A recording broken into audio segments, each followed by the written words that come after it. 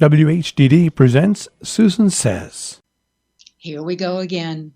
We are about to enter a new McCarthyism era. For those of you who are too young to know what I mean, Google Joe McCarthy in the 50s.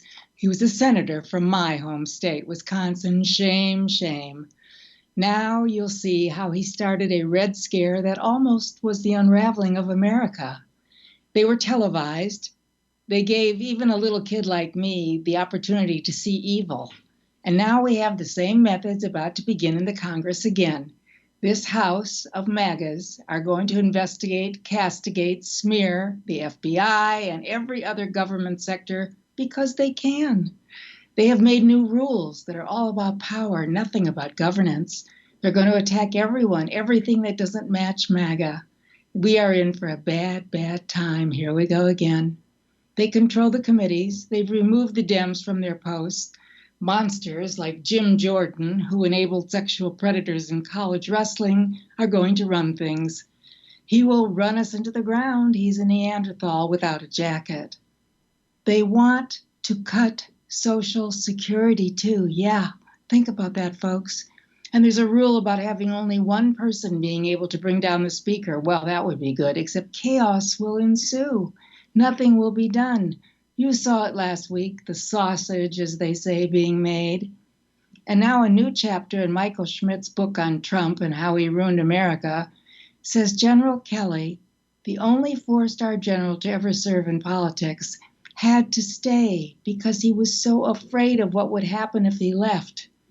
When you know who mocks Senator John McCain for being injured, he dissed our brave soldier heroes who were injured or died. He called them losers. Imagine that. Kelly said at the time he didn't know someone like Donald Trump could exist.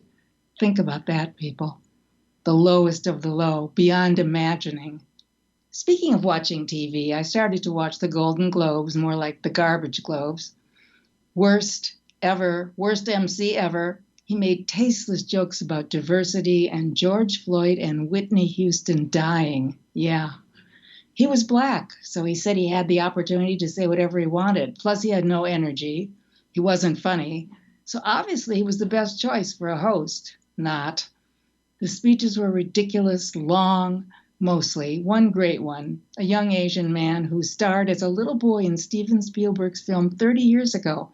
Now he said he finally proved to himself that it wasn't a flash in the pan. Tears. Jennifer Coolidge, he's ditzy funny, but mostly the rest were boring. That poor girl playing the piano was, well, if silly is a review word, it was. I stopped with Ryan Murphy, who runs a lot of TV and ruins a lot more. He's a guy with an agenda. He doesn't hide it. He's made horror disgusting, if not frightening, because he said he had a bad childhood and he wants to help everybody else out. Yeah, right. I hope the Oscars are better. Cate Blanchett in Tar is amazing.